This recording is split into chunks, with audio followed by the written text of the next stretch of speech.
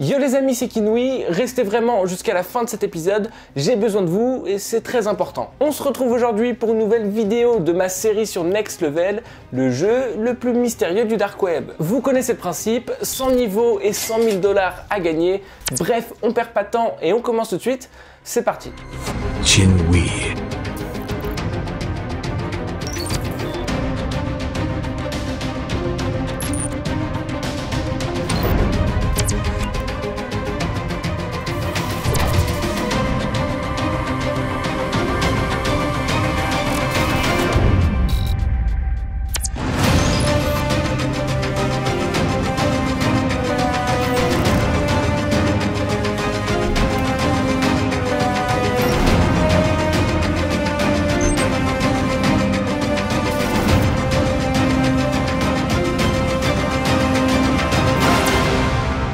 Next Level.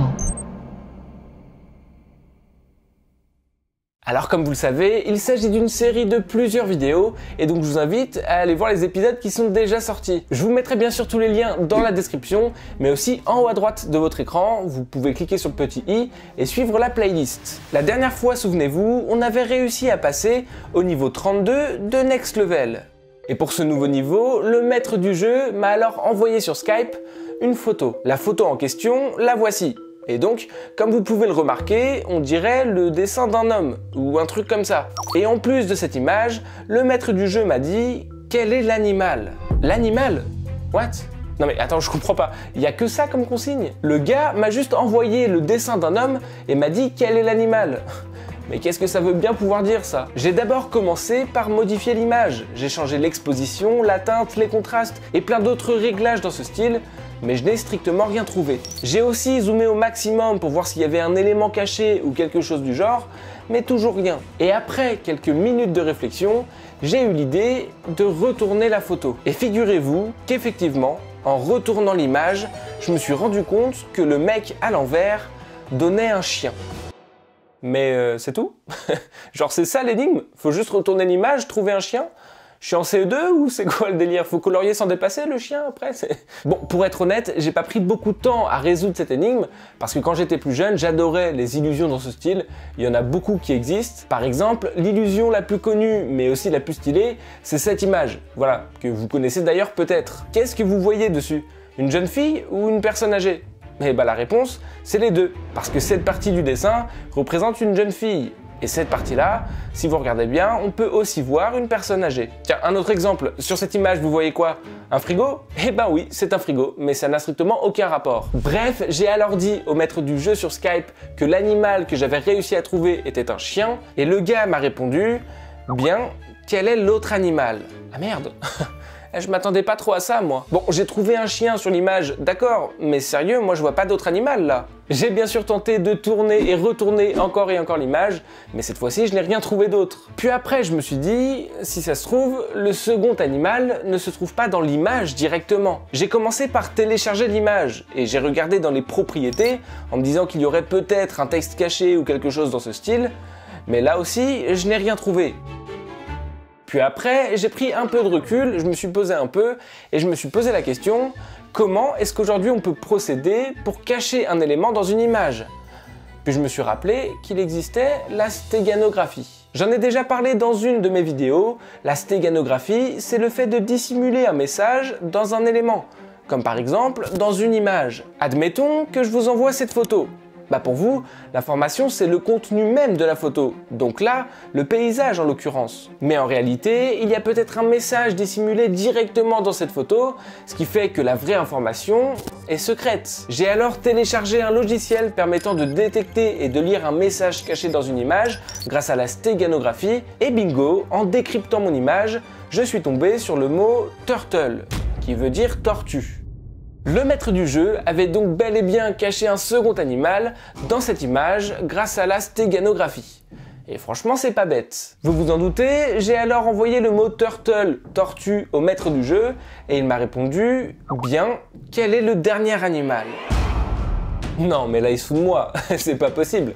Sérieux, il y a encore un animal caché dans l'image?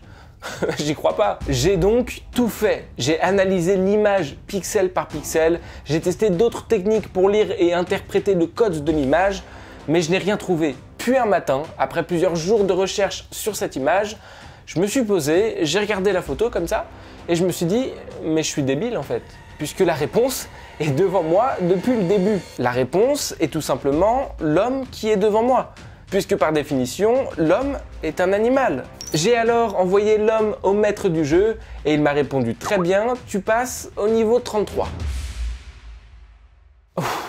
Honnêtement, j'aurais vraiment galéré pour ce niveau. Bon, après, au final, on a réussi, et donc c'est l'essentiel. Comme quoi, dans la vie, parfois, il faut pas trop se prendre la tête non plus, puisque la réponse est devant nos yeux depuis le début. Voilà, c'est la moralité de cette vidéo. Mets un like si t'as kiffé la morale. Bref, une fois ce niveau terminé, le maître du jeu m'a alors envoyé la consigne pour le niveau 33. Et pour ce niveau, il m'a juste dit, faut-il être un génie pour répondre à cette question ? Avec les nombres 32, 28, 92 et 16. Et là, j'ai rien compris. Qu'est-ce que je dois répondre à sa question, moi? Faut-il être un génie pour répondre à cette question? J'en sais rien, moi. Et puis, à quoi peuvent bien correspondre les nombres qu'il m'a envoyés? Je me suis d'abord dit, si ça se trouve, il faut que je prenne la 32e lettre de l'alphabet et que, mais oui, il y en a 26. Il n'y a que 26 lettres dans l'alphabet, donc c'est forcément pas ça, on est d'accord. Je me suis ensuite dit, il faut peut-être juste compter. Do you have to be a genius to answer this question? Ça, c'est la vraie question que le maître du jeu m'a envoyée, donc la question pas traduite. Oui, ne vous moquez pas de mon accent, s'il vous plaît. Et donc, si ça se trouve, il faut compter 32 lettres en partant de la première lettre de la phrase, à savoir le D. Donc là, par exemple, on commence sur le D1, puis le O2, etc., jusqu'à 32. Mais après avoir passé une demi-heure à faire tout ça, j'ai obtenu un mot qui ne voulait strictement rien dire, et donc je me suis dit que c'était sûrement pas ça la bonne solution. Je me suis alors complètement retourné le cerveau en testant plein de trucs vraiment tirés par les cheveux, et à un moment, j'ai fait une petite constatation. J'ai remarqué que le maître du jeu avait changé sa photo de profil sur Skype. J'avais pas du tout fait attention sur le moment, mais le gars, pile à l'instant où il m'a envoyé la consigne de ce niveau 33, il a mis en photo de profil le logo de Breaking Bad. Et même si oui, Breaking Bad c'est super, je pense pas que le gars ait fait ça juste parce qu'il kiffe cette série, hein. Donc je pense que c'est peut-être un élément à prendre en compte. J'ai alors tenté de faire un lien entre la série Breaking Bad et la consigne qu'il m'avait envoyée, et j'ai eu une idée. Comme vous pouvez le constater, le logo de Breaking Bad a été fait en utilisant le tableau périodique des éléments. Vous connaissez bien sûr tous ce tableau qu'on a bien évidemment étudié en cours, le tableau périodique des éléments et le tableau standard qui réunit et classe tous les éléments chimiques, comme par exemple l'oxygène, le carbone, le chlore, etc. Et figurez-vous que tous ces éléments chimiques sont classés grâce à un numéro.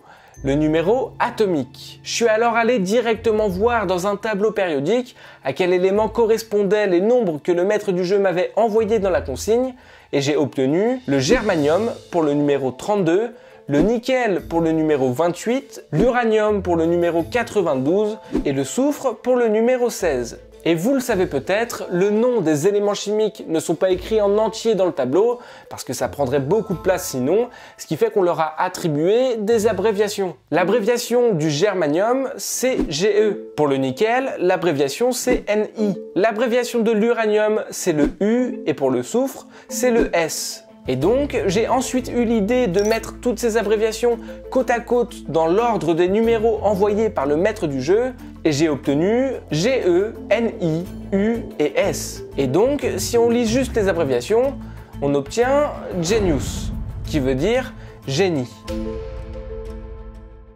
Waouh, c'est vraiment stylé. Mais du coup, quand le gars m'a dit « faut-il être un génie pour répondre à cette question ?», ça veut dire qu'il me donnait aussi un peu la réponse depuis le début. Parce que le mot génie était écrit dans la consigne. J'ai alors envoyé le mot genius au maître du jeu sur Skype en respectant les majuscules présentes dans les abréviations des éléments, et le maître du jeu m'a répondu très bien, tu passes au niveau 34. Waouh, c'est trop stylé. Non sérieux, j'ai vraiment kiffé ce niveau. Bon d'accord, il m'a pris 9 jours pour réussir à le franchir, mais quand même, j'ai trouvé ça vraiment cool. Une fois arrivé au niveau 34, vous allez le voir, ça se complique un petit peu, et c'est donc maintenant que j'ai besoin de vous. Le maître du jeu m'a envoyé une image, qui est une forme bleue comme vous pouvez le voir, avec un triangle rouge. Et en plus de ça, il m'a envoyé Go. Et ça, on commence un peu à savoir ce que ça veut dire. À chaque fois que le maître du jeu m'envoie une énigme avec Go à la fin, ça veut dire qu'il va falloir que je me déplace dans un autre pays pour réussir ce niveau. Je suis par exemple déjà parti jusqu'en Espagne, en Grèce et même en Hongrie, et donc là apparemment, il a encore envie de me faire bouger un peu. Mais j'ai besoin de vous. Parce que vraiment, je suis pas certain des premières pistes que j'ai pu trouver. Je suppose que le truc bleu représente la forme du pays dans lequel je dois me rendre. Et même si j'ai déjà quelques idées, je vous les donnerai pas dans cette vidéo pour éviter de vous induire en erreur. J'ai vraiment envie d'avoir votre avis à vous. Et puis en plus de ça, à quoi peut bien servir le triangle rouge ? Qu'est-ce qu'il représente ? Et surtout, qu'est-ce qu'il veut me dire? Bref les amis, il ne faut vraiment pas que je me trompe et c'est pour ça que je m'adresse à vous aujourd'hui, j'ai besoin de votre avis. N'hésitez pas à me dire dans les commentaires si vous comprenez quelque chose. Vous pouvez aussi bien sûr m'envoyer un message directement sur Instagram, c'est là où je vois le plus les messages, donc c'est le plus facile pour moi et pour vous. Évidemment, toutes les infos sont bonnes à prendre, alors même si vous n'êtes pas sûr à 100%, c'est pas très grave, donnez-moi vraiment vos idées. Le plus important, c'est d'en avoir le plus possible pour pouvoir les confronter entre elles et trouver la vraie réponse. Bien sûr, un grand merci à vous d'être resté jusqu'à la fin de cette vidéo. J'espère vraiment qu'elle vous aura plu. N'hésitez pas à mettre un maximum de likes si c'est le cas. Vous pouvez aussi bien sûr me suivre sur tous mes réseaux sociaux qui apparaissent ici à l'écran et même vous abonner à ma chaîne YouTube si c'est pas encore fait. Et puis moi je vous dis à très vite pour une prochaine vidéo. C'était Kinui, ciao tout le monde. Chinwe.